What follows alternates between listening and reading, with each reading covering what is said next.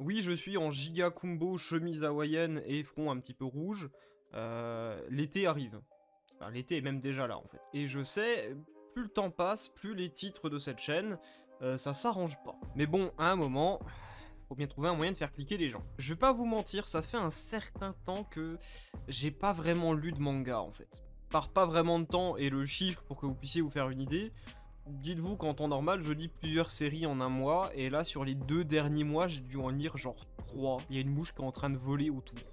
Ce tournage va être fantastique. En fait, une des raisons qui fait que j'ai un peu limité ma lecture de manga, elle est plutôt simple. C'est que j'ai commencé à lire des romans. Et genre, quand je dis lire des romans, c'est genre lire vraiment beaucoup de romans. Je vais pas vous donner un chiffrage exact pour la simple et bonne raison que si je fais ça, je dois sortir tous les bouquins de la bibliothèque. Et j'ai vraiment pas envie de tout ranger après. Désolé, hein, c'est de la pure flemme. Mais à titre de comparaison, pour que vous puissiez vous faire une idée, j'ai un petit pécule de bouquins sur le bureau, hein, ceux que je vais lire après, ou ceux que j'ai déjà lus. Voilà. C'est mon quotidien. Si on devait faire un compte, je suis à peu près sur une vingtaine de bouquins lus dans l'année.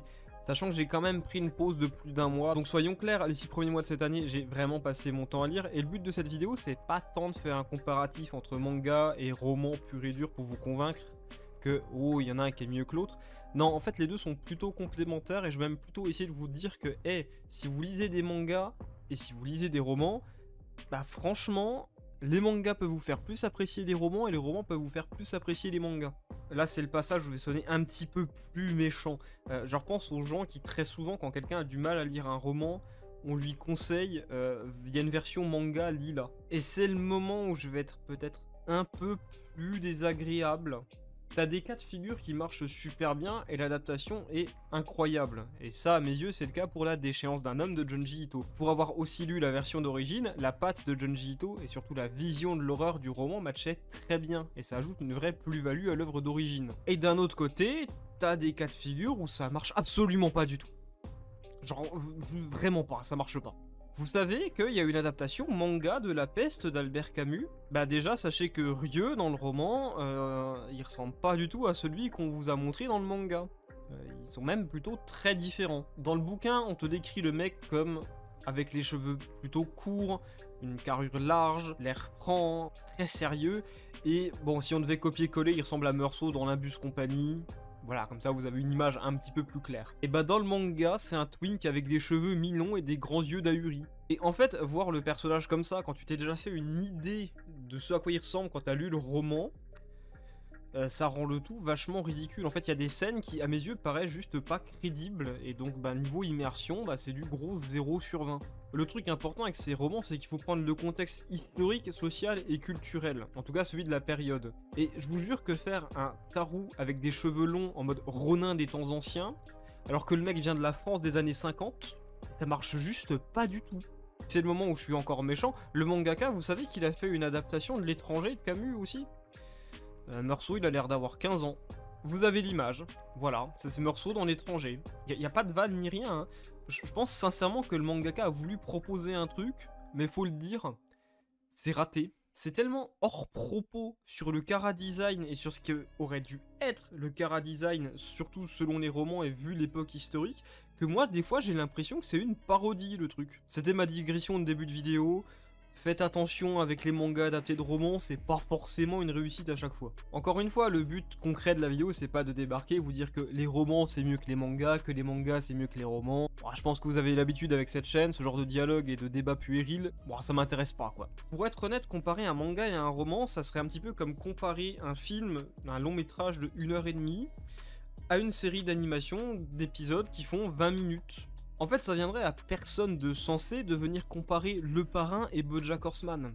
Le médium reste le cinéma, mais les deux œuvres sont tellement différentes que vouloir les comparer les deux entre elles, c'est juste pas naturel. Et c'est ça qui fait que les adaptations manga d'un roman classique, je suis rarement super fan parce que je trouve que ça marche pas très bien. Il y a des cas où ça marche, hein. En bande dessinée ça marche très bien pour certains cas même, mais c'est pas systématique. C'est un peu comme les gens qui sont déçus de l'adaptation filmique d'un bouquin au final. D'un côté, on est totalement en droit de râler sur le live action de Death Note, celui de Cowboy Bebop, la prochaine adaptation de Wuthering 8 où le directeur de casting lui-même dit se foutre du bouquin d'origine. En fait, quand tu veux juste profiter du nom et de l'aura du matériau de base, c'est légitime et normal de râler parce que ça s'appelle juste mentir et arnaquer les gens. Faut comprendre que de toute manière, quand tu vas avoir une adaptation d'un roman, qu'elle soit filmique, bande dessinée ou autre, il y a toujours un moment où vous serez un tout petit peu déçu. Parce que évidemment, il y aura la vision de l'auteur, celui qui fait l'adaptation. Et la vôtre, forcément, elle diverge un petit peu. Évidemment, la vision que le créateur, le réalisateur ou le dessinateur va avoir sera toujours un peu différente de la vôtre. Et forcément, si c'est pas exactement comme on l'imagine, ça peut décevoir un petit peu. Je sais que pour beaucoup d'entre vous, lire des romans c'est super difficile. Et je ne jette pas le blâme, hein. Mais je peux comprendre qu'avoir un support visuel avec des images, déjà c'est plaisant, c'est joli et c'est très artistique, donc on n'a pas forcément envie de s'en passer. Ça, c'est une critique, je peux totalement l'entendre. Mais on va retourner sur certaines choses que je vous martèle depuis trop de vidéos en fait, que je vous martèle beaucoup trop, et qui, je l'espère, va vous convaincre de lire des romans en plus des mangas. Si vous lisez par exemple 20 000 lieues sous les mers, et One Piece après, vous allez tellement kiffer le manga encore plus, et c'est pas un hasard, hein, ça vient d'un truc que je vous dis en permanence, tout est réécriture. Littéralement, une des œuvres les plus anciennes et réécrites, c'est l'Odyssée d'Homère.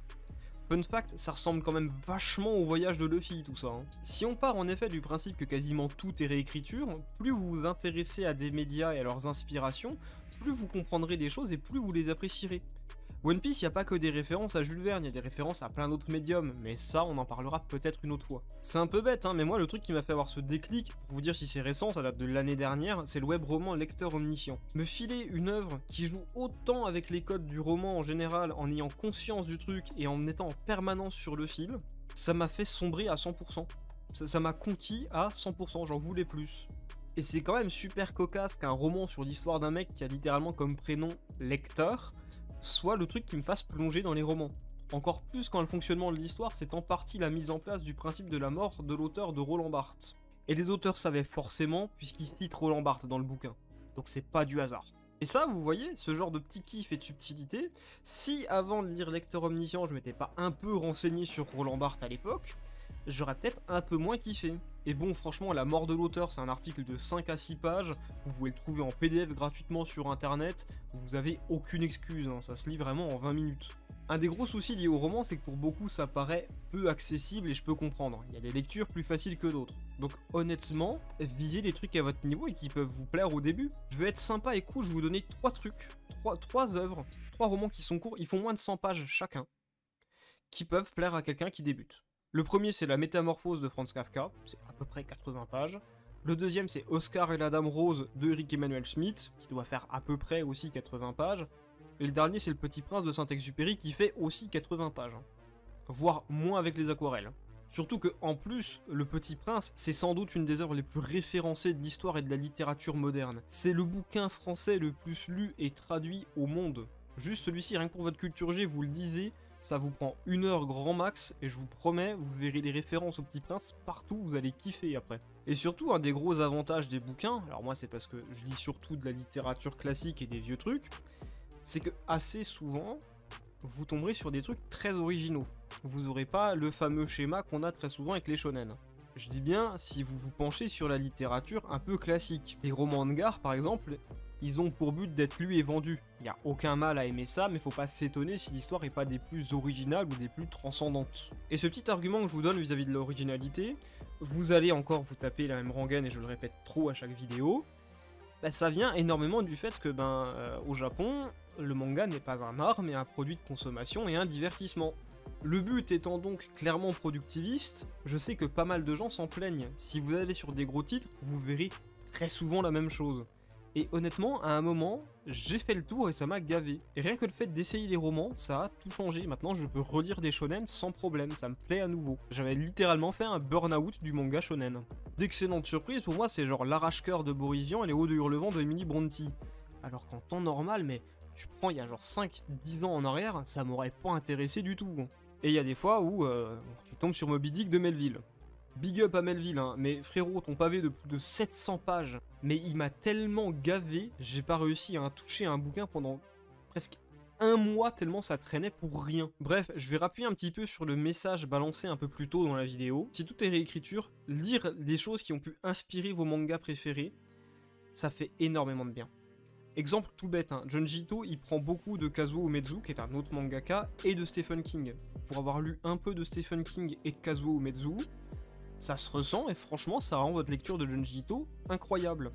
Parce que n'en déplaise à un certain youtubeur analyste, non, Junji Ito il est pas si original, hein. Il y a beaucoup de trucs qui reprend de ses pairs et de ses maîtres. C'est juste qu'il le fait très bien.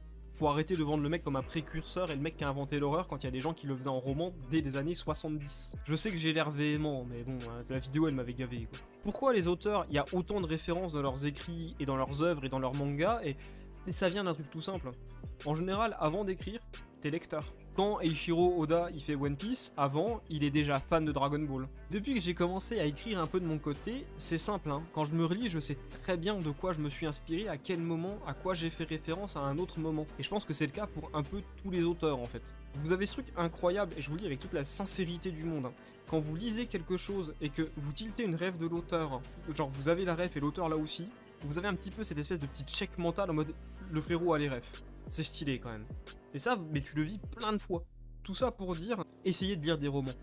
Je vous dis pas de vous taper l'Odyssée d'Homère ou l'Énéide de Virgile, la Divine Comédie de Dante directement non plus, parce que même si c'est réutilisé de partout et super référencé, c'est des bouquins super complexes à lire. Genre ça peut vraiment pas plaire à tout le monde. Mais d'un autre côté, le moment où tu tiltes que l'arbre de Qlipoth de Black Clover ça vient des vieux mythes sémites, et ben c'est tout de suite beaucoup plus stylé. Tout comme l'arbre de Sephiroth, qu'on voit dans FMA, qu'on voit dans Valkyrie Apocalypse, qu'on voit dans Evangelion, c'est vraiment beaucoup utilisé. Évidemment, comme on est au Japon et que c'est des mangas, la plupart des références, ça sera des trucs chinois ou japonais. Conte de la princesse Kaguya, Benkei, Sun Wukong, Momotaro même parfois. Pour les auteurs un peu plus récents, un peu plus portés horreur, vous avez beaucoup aussi de Akutagawa, vous avez du Osamu Dazai, donc ça vaut le coup de les lire, surtout que bon, ils sont épais comme ça les bouquins. Akutagawa et Dazai c'est épais comme ça se lit très vite. Et avoir ces refs ou les connaître un minimum, mais ça rend vos lectures vraiment plus plaisantes. Je me répète énormément mais c'est vrai. Tout ça pour dire, tentez l'aventure, ça fait toujours du bien de lire et de découvrir de nouvelles choses. C'était Belleus, et je vous dis, salut à tous.